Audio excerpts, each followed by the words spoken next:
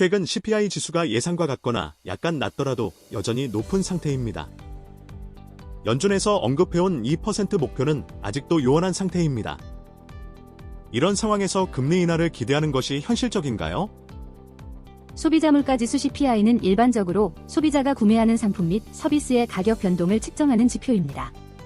CPI가 기대치에 부합하고 소폭 낮아지더라도 이는 여전히 높은 수준을 유지하고 있다는 것을 의미합니다. 예를 들어 CPI가 3%라면 이는 물가가 지난해에 비해 3% 상승했다는 것을 나타냅니다. 연준은 일반적으로 물가 안정을 위해 2%의 인플레이션을 목표로 합니다. 그러나 CPI가 이 목표에 한참 못 미치는 경우, 예를 들어 4%나 5%와 같이 높다면 이는 경제에 과열 현상이 있음을 나타낼 수 있습니다. 이러한 상황에서는 연준이 금리를 인하하기 어렵다고 볼 수 있습니다. 금리 인하는 일반적으로 경제 활성화를 위해 사용되는 도구이지만 높은 인플레이션 상황에서는 오히려 물가 상승을 부추길 수 있기 때문입니다. 따라서 연준이 금리를 낮추는 데 시간이 걸릴 것이라고 말하는 것은 현재의 높은 인플레이션 상황을 고려한 조심스러운 접근으로 볼 수 있습니다. 또한 더 이상 사람들에게 불확실한 희망을 주지 않겠다는 의지의 표현일 수도 있습니다. 높은 인플레이션과 경제 성장률, 그리고 다른 경제적 요인들을 종합적으로 고려할 때 금리 인하가 단기간 내에 이루어질 가능성은 낮아 보입니다. 이는 마치 날씨 예보처럼 맑음을 예측하면서도 우산을 챙기라고 조언하는 아이러니함을 가지고 있습니다. 인플레이션으로 인해 조만간 금리 인하를 할 수 없다면 인플레이션 문제를 어떻게 해결할 수 있을까요?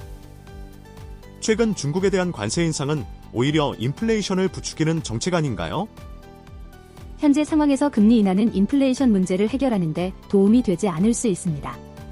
인플레이션을 완화하는 데 효과적인 대안 중 하나는 정부의 재정 정책을 조정하는 것입니다. 예를 들어 정부가 과도한 지출을 줄이거나 세금을 인상하여 수입을 늘리는 등의 방법이 있습니다. 정부의 중국에 대한 관세 인상에 대한 질문에 대해 언급하자면 이는 미국 내에서 제품의 가격을 상승시킬 수 있습니다. 이는 인플레이션을 높일 수 있는 요인이지만 반대로 미국의 국내 생산을 촉진하여 일자리를 창출하고 미국 경제에 긍정적인 효과를 가져올 수도 있습니다. 따라서 이러한 정책의 효과는 상황에 따라 달라질 수 있습니다. 현재 상태에서는 굳이 인플레이션을 해결하지 않아도 되는 건가요? 현재의 인플레이션을 유지하는 게 정부와 연준에게 사실 도움이 되는 건가요? 1. 경제 성장. 미국 경제는 높은 금리에도 불구하고 건강한 속도로 성장하고 있습니다. 이러한 견조한 성장은 일반적으로 금리 인하와 관련이 없습니다. 2. 물가 안정. 연방준비제도는 2%의 인플레이션을 장기적으로 목표로 설정하고 있습니다. 이 수준의 인플레이션은 좋은 경제 성과와 관련이 있습니다. 높은 인플레이션율은 공공이 장기적인 경제 및 금융 결정을 정확하게 내리는 것을 방해할 수 있으며 다양한 비용을 초래할 수 있습니다. 반면에 낮은 인플레이션율은 경제 조건이 약해질 경우 경제가 디플레이션에 빠지는 것을 방지하는 데 어려움을 겪을 수 있습니다. 3. 경제 예측의 정확성. 연방준비제도는 물가 목표를 설정함으로써 개인들이 미래의 가격 변동을 예측하고 더 효과적인 경제 결정을 내릴 수 있도록 돕습니다. 4. 경제 정책의 유연성. 인플레이션 목표가 0이 아닌 경우 연방준비제도는 인플레이션이 없을 때보다 중립 명목 이자율을 더 높게 설정할 수 있습니다.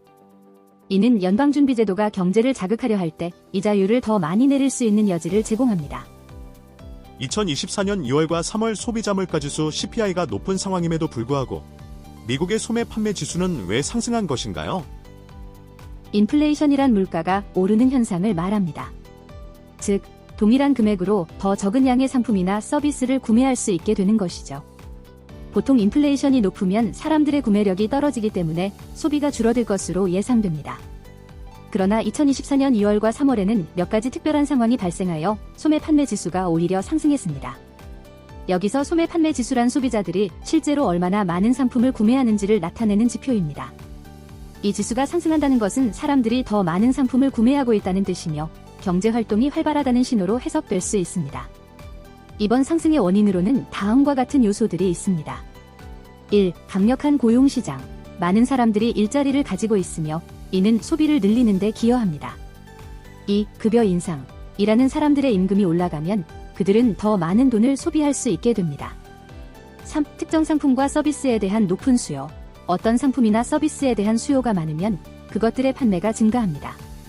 4. 계절적 요인. 때로는 특정 계절에 사람들이 더 많이 구매하는 경향이 있습니다. 예를 들어 겨울에는 난방용품의 판매가 증가할 수 있습니다. 이러한 요소들이 결합하여 높은 인플레이션에도 불구하고 소매 판매가 증가한 것으로 보입니다. 이는 경제에 긍정적인 신호를 보내며 소비자들이 여전히 상품과 서비스를 구매할 의향이 있음을 나타냅니다. 장기 고금리 상태를 유지하는 것이 어떤 도움을 주나요?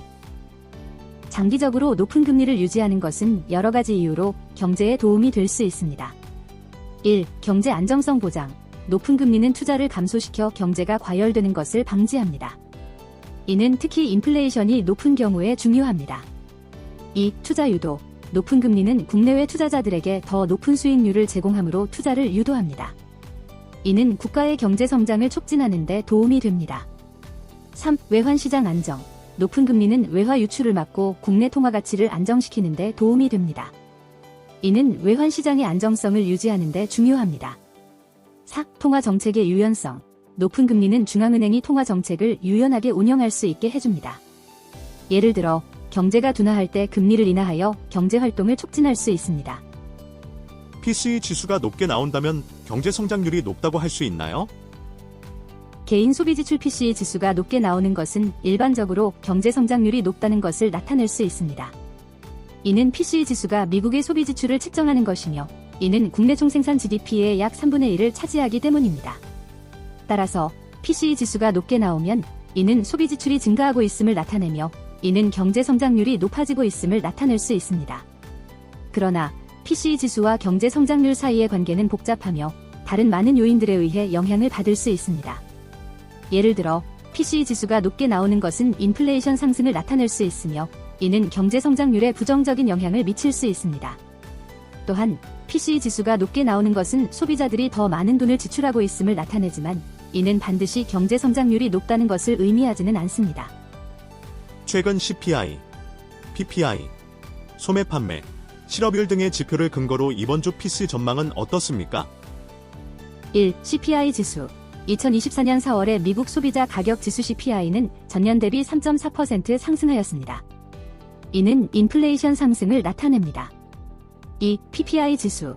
2024년 4월의 미국 생산자 가격 지수 PPI는 전년 대비 2.2% 상승하였습니다. 이는 생산자 가격의 상승을 나타냅니다. 3. 소매 판매. 미국의 2024년 4월 소매 판매는 전월 대비 변동 없이 705.2달러 빌리언을 기록하였으며 전년 대비 3.0% 상승하였습니다. 이는 소비자 지출의 증가를 나타냅니다. 4. 실업률. 2024년 4월의 미국 실업률은 3.9%로 전월 대비 변동이 없었습니다. 이는 노동시장의 안정을 나타냅니다. 이러한 지표들을 바탕으로 이번 주 PCE 전망에 대해 말씀드리면 월가에서는 4월 근원 PCE 가격 지수가 전월보다 0.2% 오를 것으로 전망하고 있습니다. 이는 직전월 수치인 0.3% 상승에 비해 상승률이 둔화했을 것이라는 예측입니다. 4월 근원 PCE 가격 지수가 전년 동기 대비로는 2.8% 올라 전월치와 같을 것으로 내다봤습니다. 미국은 경제학의 기본 이론과는 다소 다르게 흘러가고 있으며 금리 인하가 없어도 주식시장은 상승할 가능성이 있습니다. T.S. 람바워드의 수석 경제학자에 따르면 인플레이션이 3.5%에서 4%, 실질 성장률이 2.5%일 경우 5.5%의 금리가 큰 문제가 되지 않는다고 합니다. 이 경우 시장은 금리 인하 없이도 상승할 수 있는 여건을 갖추고 있습니다. 뱅크 오브 아메리카 역시 금리 인하 없이도 주식시장이 상승할 수 있다고 전망합니다.